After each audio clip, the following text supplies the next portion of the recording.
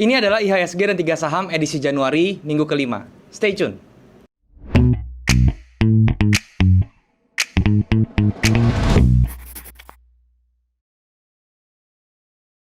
Halo guys, balik lagi sama gue Daryl di Dari Channel. Dan hari ini kita masuk ke segmen IHSG dan 3 saham lagi teman-teman ya. Buat kalian yang belum tahu, ini adalah segmen membahas kondisi IHSG dan juga saham-saham yang kira-kira bisa dijadikan referensi untuk tradingkan 1 minggu ke depan. Oke? Dan gue mau ngingetin ya sebelum gue mulai, kalau kalian belum punya grup trading ya, baik itu saham maupun forex, kalian bisa join di grup trading gue yang gue buat di aplikasi Discord. Linknya sudah ada di description di bawah. Kalian tinggal klik link tersebut dan kemudian kita bisa langsung diskusi bareng di sana. Gue nggak pernah punya grup lain selain ada di Discord. Jadi kalau misalnya ada mengatasnamakan gue di platform lain seperti Telegram dan lain-lain dan menawarkan investasi teman-teman ya, itu harap hati-hati karena itu sudah dipastikan adalah scammer atau penipuan. Oke? Nah, berbicara IHSG teman-teman ya, jadi minggu lalu itu IHSG ditutup di level 5.860-an teman-teman ya, dan ini merupakan koreksi terbesar ya selama beberapa bulan ke belakang ya. Jadi minggu ini tuh cukup dalam ya koreksinya. Dan ya IHSG sudah ngebreak yang level krusial dia ya di level 6.000 dan sekarang dia bergerak di 5.800 dan next targetnya itu adalah 5.600-an. Itu menjadi area area demandnya IHSG yang benar-benar kita harus perhatikan ya. Dan di kondisi yang bearish seperti ini, apakah kita masih bisa mengambil keuntungan? Pertanyaannya, tentu saja bisa, cuman perlu diperhatikan beberapa strategi ya. Jadi kalau misalnya kondisi bearish seperti ini, lebih baik kita tradingnya itu scalping teman-teman ya. Bukan scalping sih, maksudnya short term aja ya. Kita nggak boleh hold terlalu lama. Kenapa? Karena banyak saham yang tendensinya itu masih bearish ya. Dan juga strategi kedua, kita bersabar dan kita tunggu ke area yang benar-benar aman untuk dibelinya gitu ya. Nanti untuk kejelasan lebih lanjutnya mau sahamnya seperti apa dan juga kondisi IHSG-nya bagaimana untuk 1 minggu ke depan, gue akan jelaskannya di monitor supaya bisa lebih jelas. Sekarang yuk kita ke monitor teman-teman. Oke teman-teman, sekarang kita sudah ada di monitor dan sekarang gue lagi pakai Trading View teman-teman ya. Jadi ini adalah satu charting tools buat kalian yang trading di saham itu menggunakan technical analysis. Kalian bisa coba aplikasinya. Itu sangat lengkap banget. Kalian bisa daftarnya gratis teman-teman ya. Cukup tinggal register aja pakai email dan segala macam. Dan kalau misalnya kalian mau data historis lebih panjang dan juga penggunaan indikator lebih banyak, kalian bisa coba yang versi pro-nya teman-teman ya. Itu kalau nggak salah cuman 170 ribuan ya per bulan, $15 lah per bulan ya. Itu kalian kalau mau daftar, kalian tinggal klik link di bawah, description di bawah ya. Oke. Nah, ini adalah chart dari indeks kita ya, IHSG teman-teman ya. Dan seperti yang gue bilang teman-teman ya, itu tadi di awal video, minggu ini tuh lagi ada namanya koreksi yang lumayan teman-teman ya dari IHSG. IHSG itu tergerus 1, 2, 3, 4, 5 sekitar berapa nih ya kalau misalnya kita bisa ukur dari sini sampai sini ya. Sekitar 7% teman-teman ya untuk koreksi minggu ini aja, dan itu cukup besar dibandingkan dengan minggu-minggu sebelumnya ya. Jadi ini koreksi terbesar yang terjadi dari beberapa bulan ke belakang, bahkan ya dari beberapa bulan ke belakang. Oke.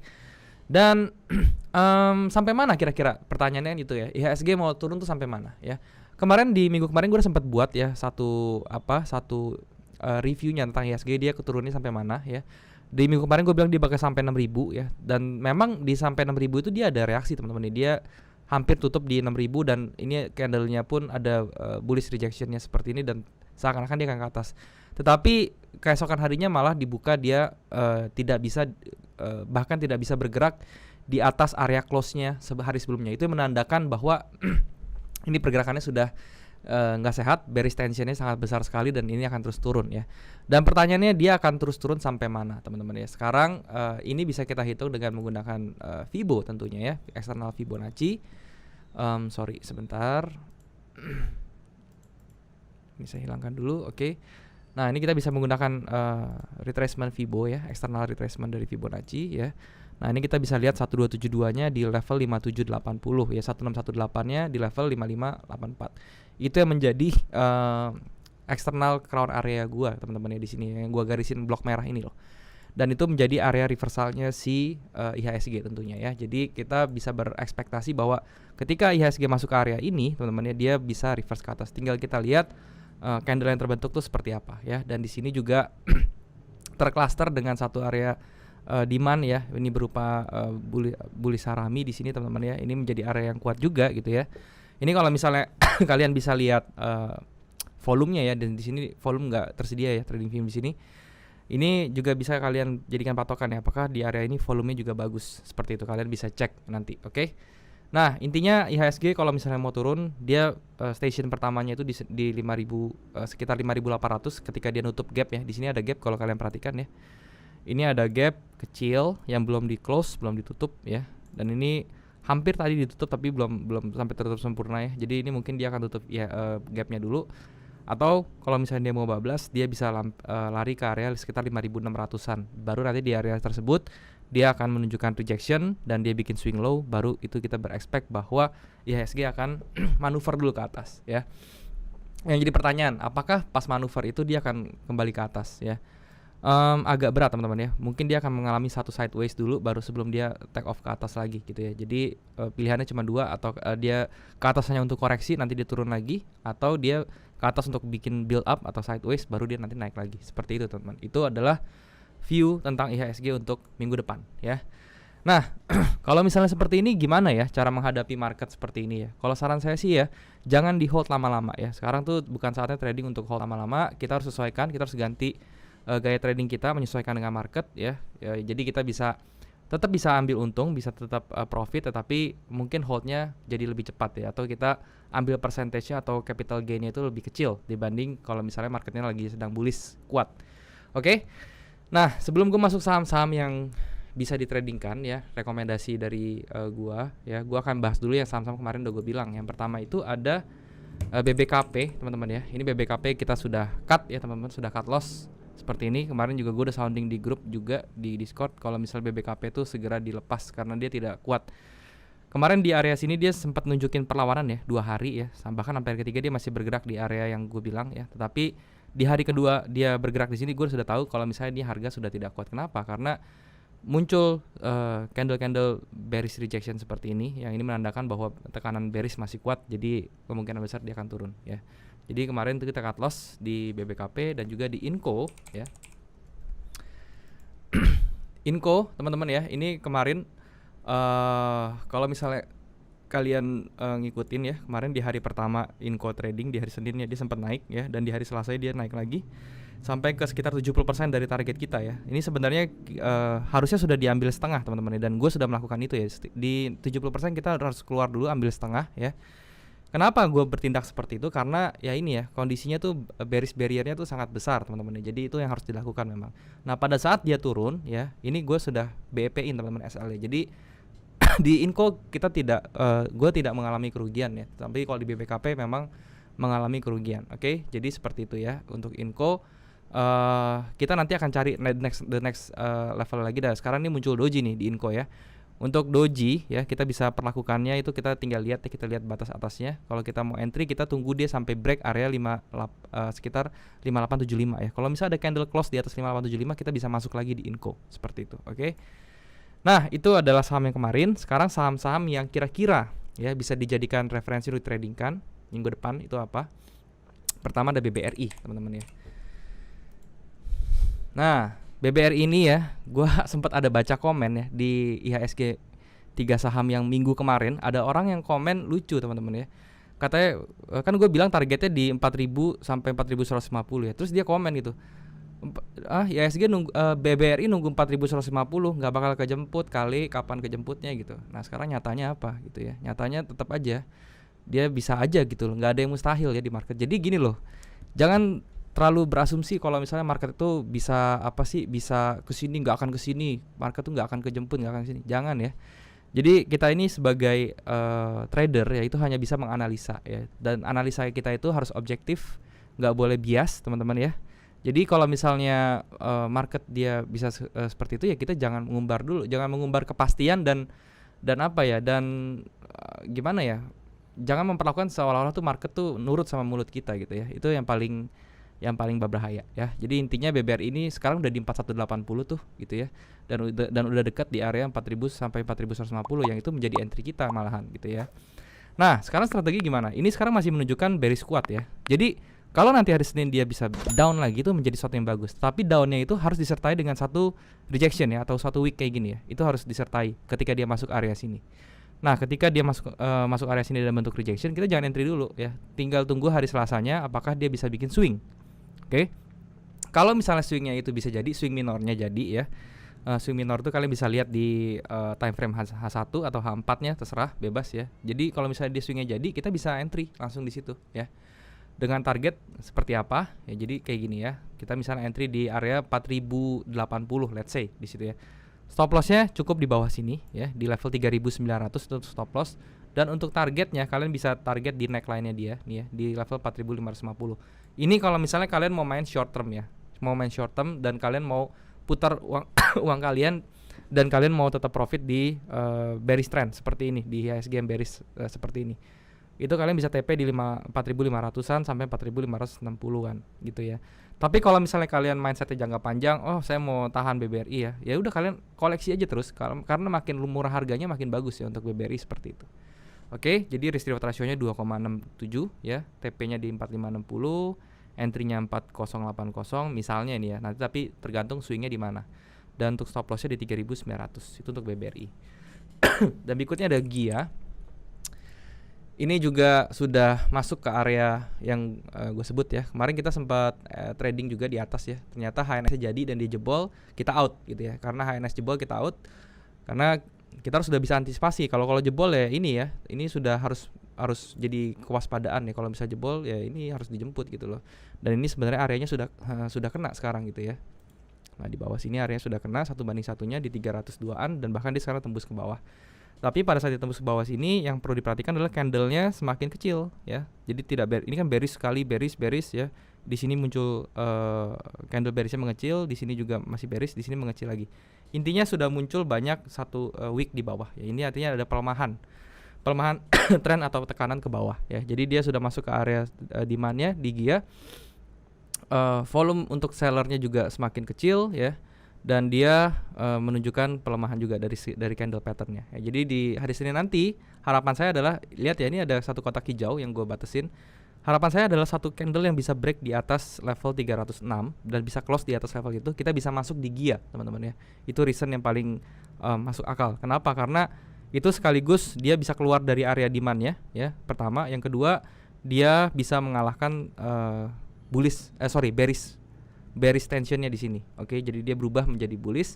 Tentu untuk naik dia tidak bisa langsung straight ya. Itu itu mungkin akan terjadi tapi kemungkinannya kecil ya. Jadi mungkin dia akan bertahap naiknya. Jadi buat kalian yang mau trading di GIA itu bisa kondisinya seperti itu.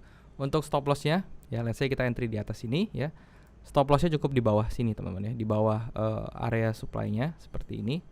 Area demand-nya seperti ini. Dan kemudian kita TP-nya bisa di area yang next yang gue merahin di sini ya.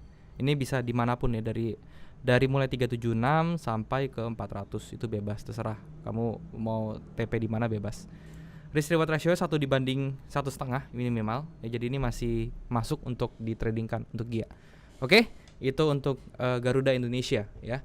Buat teman-teman yang udah punya posisi GIA dan belum dijual dari atas, itu saatnya bisa average di level-level ini juga gitu ya. Jadi kalian bisa memperkecil average kalian ya, memperendah harga average kalian dengan cara membeli lot yang sama jumlahnya. Oke, seperti itu. Nah, berikutnya gue akan bahas saham-saham yang kalian request tentunya ya. Jadi kalian bisa request saham di komen di bawah atau di grup di grup Discord ya. Pertama ada Telkom. Nah, Telkom ini sendiri ya, ini juga dia sudah break trendline bearish-nya, dan kalau misalnya kalian mau tahu targetnya minimal ya, kalian targetnya 1/1 seperti ini. Kalian tinggal copy paste dan dia akan dapat di area bawah sini teman-teman ya. Di 0,618-nya persis ya. Jadi ini kalau misalnya digambarin area kira-kira seperti ini. Ini bisa menjadi area entry untuk Telkom. Jadi di level 2940 ya sampai 2950. Di sini gue akan kasih tahu cara entry-nya aja ya. Untuk TP dan SL-nya itu kalian tentukan sendiri ya, Kalau misalnya saham-saham yang kalian request, di sini gue akan coba untuk kasih tahu kalian kira-kira harganya mau kemana aja gitu ya. Jadi tapi untuk manajemennya, untuk TP dan SL silahkan kalian tentukan sendiri karena itu masing-masing dari kalian. Oke, seperti itu ya. Itu untuk Telkom. Berikutnya ada KLB ya, KLBF. Nah, untuk di KLB sendiri ini sudah ada di level support ya sebenarnya teman-teman, udah level support. Dan sama ya perilakunya ya, dia karena dia di level minor supportnya ini sudah di break ya, di sini tuh dia sudah di break dan kemungkinan dia bisa turun lagi. Dan kalau turun lagi ke sini dia false break teman-teman, kalian bisa entry. Jadi gitu ya yang kalian tunggu, ketika dia seolah-olah break di level 1470 nya di break gitu ya, tapi pas penutupan dia ternyata false break ke atas, itu kalian bisa entry. Kenapa? Karena ini merupakan area support juga teman-teman ya, di area 1470. Itu untuk Kalbe. Oke. Berikutnya itu ada Astra. Asri ya, Alam Sutra. Nah, untuk Asri ini sendiri ya, level support yang terdekat itu ada di level sini teman-teman ya, di 159. Jadi kalau misalnya kalian mau entry yang aman untuk Asri, tunggu sampai dia turun sampai ke level 159 sampai 160 lah, yaitu baru bisa menjadi level amannya. Ini kalau misalnya sekarang kalian tarik dari dari range-nya ini ya. Misalnya di sini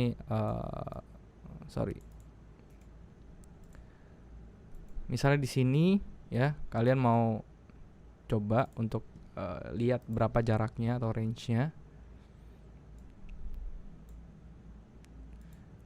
Kalian bisa copy paste seperti ini ya. Dan dia ternyata sudah lebih jauh ya, teman-teman dari sini. Harusnya dia berhenti di sini tapi dia sudah lebih jauh lagi ya.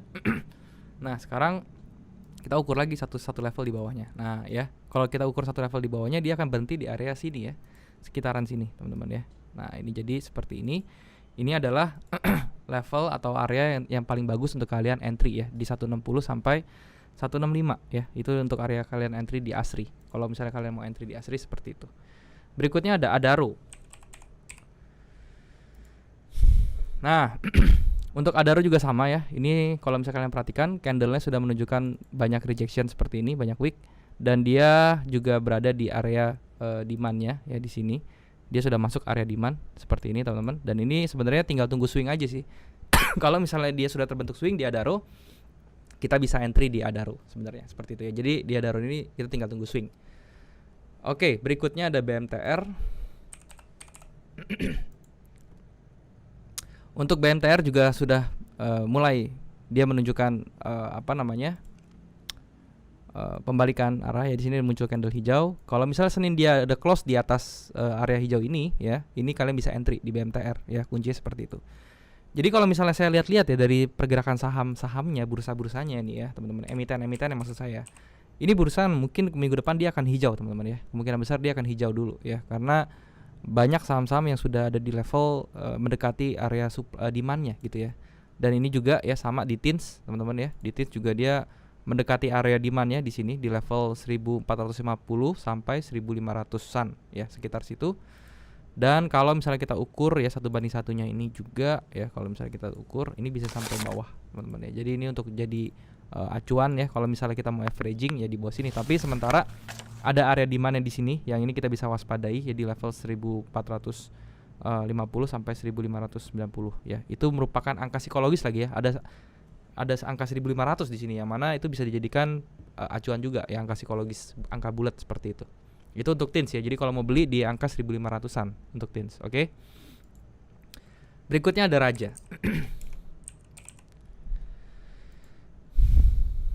Nah, untuk Raja ini sendiri ya, ini tampaknya dia sudah kena 1:1-nya ya di targetnya sendiri ya. Oh, sedikit lagi teman-teman ya, sedikit lagi dia kena ya.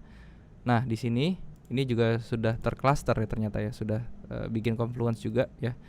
Jadi kita bisa tunggu di 157-an kalau misalnya untuk Raja. Oke, kalau misalnya kalian mau trading di Raja. Untuk TP-nya ya kalian bisa di area-area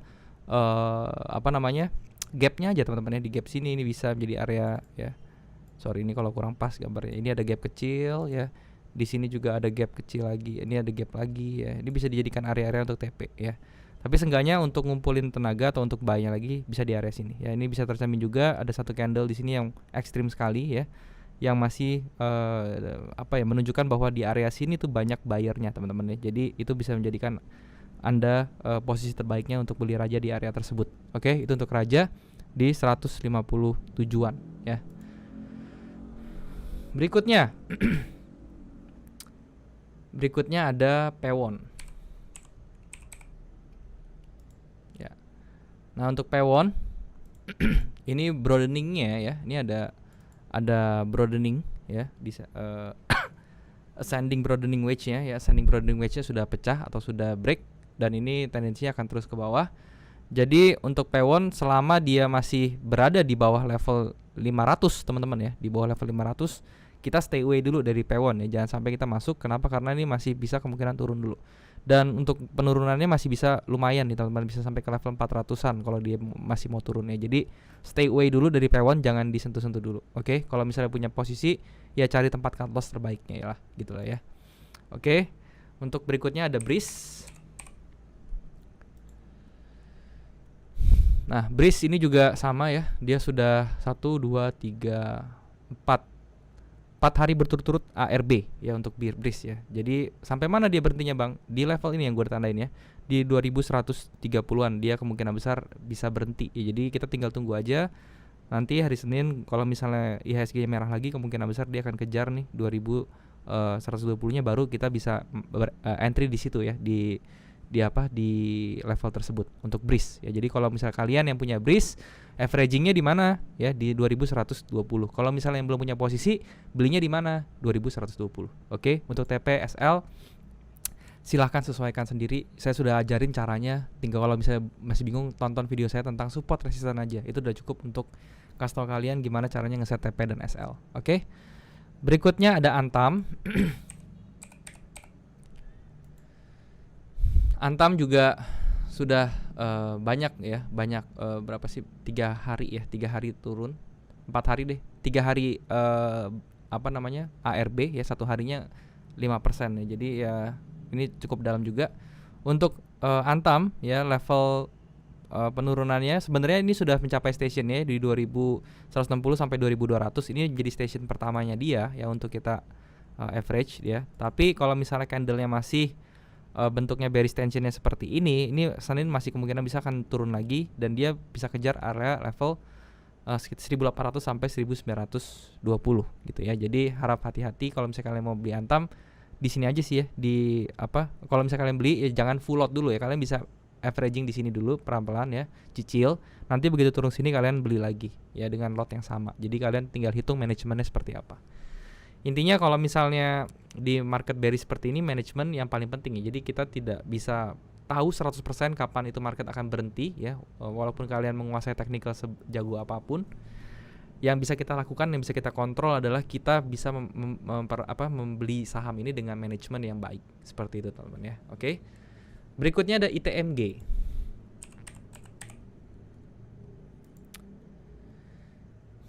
Nah, untuk ITMG ini sendiri ya, ini kalau misalnya kita lihat ya, 1:1-nya, kalau kita bisa lihat ABCD ya, ini dia sudah kena teman-teman ya levelnya. Makanya kalian bisa lihat di level ini dia ke atas ya. Jadi kalau misalnya kondisi ITMG ini Senin ya, nanti hari Senin dia bisa di atas level 12.425, close di atas itu kita buy teman-teman ya, kita buy. Oke. Kalau misalnya mau aman sekali ya, tunggu sampai dia di atas sini teman-teman ya, di atas 13.175. Kalau mau aman banget ya. Tapi kalau misalnya kita spekulasi nggak apa-apa. Dia atas level dia close di 12.500 aja, kita langsung buy teman-teman ya. Kita buy untuk si ITMG. Stop lossnya di bawah ya, di 11.475. Ingat, stop loss di kondisi seperti ini sangat penting. Jadi stop lossnya ITMG di 11.475 ya. Untuk TP-nya kita bisa di level 13.925 ya. Jadi kalau misalnya saya gambarin seperti ini untuk SL-nya, ini untuk TP-nya. Risk reward ratio 1:1,65. Jadi ini masih cukup oke untuk ditradingkan ITMG. Oke. Berikutnya ada Sril. Nah, Sril ini juga sudah kena ya, sudah mencapai area demand-nya di bawah sini ya. Ini ditunjukkan ketika dia kena hit area demand-nya, dia bikin rejection ke atas. Perlakuannya sama, tinggal tunggu swing low ya. Jadi ini kebanyakan saham tinggal tunggu swing low ya. Dia close di atas 220, kita bisa entry untuk buy di Sril ya. Untuk stop loss-nya ya cukup di bawah level 200 itu ya. Jadi kita entry di sini, stop loss-nya di 200, TP-nya bisa di level 256. Risk reward ratio-nya 1:1,8.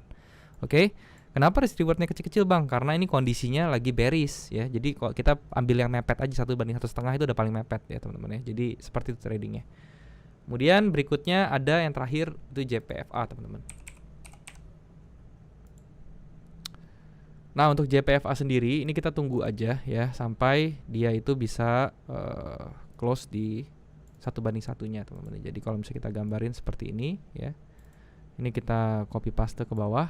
Nah ini akan tercluster dengan area demand kecil di bawah ini ya, di level 1230 sampai 1290. Itu kalau misalnya kalian mau beli JPFA di level tersebut saja ya. Ini memang dia sekarang ada rejection ke atas ya. Mungkin ini karena ada demand kecil di daerah sini ya, yang ada wicknya di sini.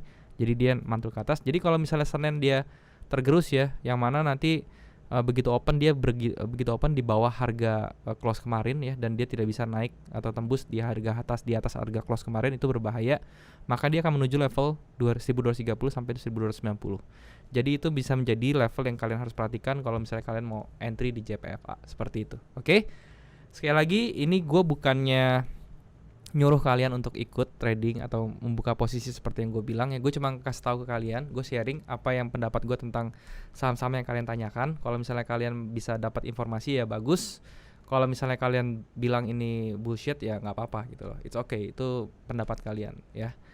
Oke teman-teman, mungkin ini dulu yang bisa gue sharing. Semoga sekali lagi bisa bermanfaat buat kalian semua, terutama buat kalian yang bingung nih menghadapi kondisi bearish seperti ini gimana. Oke. Dan ya sekali lagi, kalau misalnya kalian mau ikutin apa yang gue bilang, saran-saran gue di sini, kalian sesuaikan dengan trading management kalian dan juga money management kalian supaya hasilnya bisa lebih optimal teman-teman. Oke. Mungkin segini dulu teman-teman, semoga bermanfaat. Sekali lagi sekarang kita balik lagi ke kamera. Oke teman-teman, jadi itulah kondisi IHSG dan juga saham-saham yang kira-kira bisa dijadikan referensi untuk tradingkan selama 1 minggu ke depan. Tadi gue udah jelasin juga saham-saham yang sudah kalian request ya. Jadi kalau misalnya kalian mau request, kalian bisa langsung aja komen di bawah. Oke. Dan ya buat kalian juga yang belum punya grup trading, gue mau ingetin sekali lagi, kalian bisa join di grup trading gue yang gue buat di aplikasi Discord.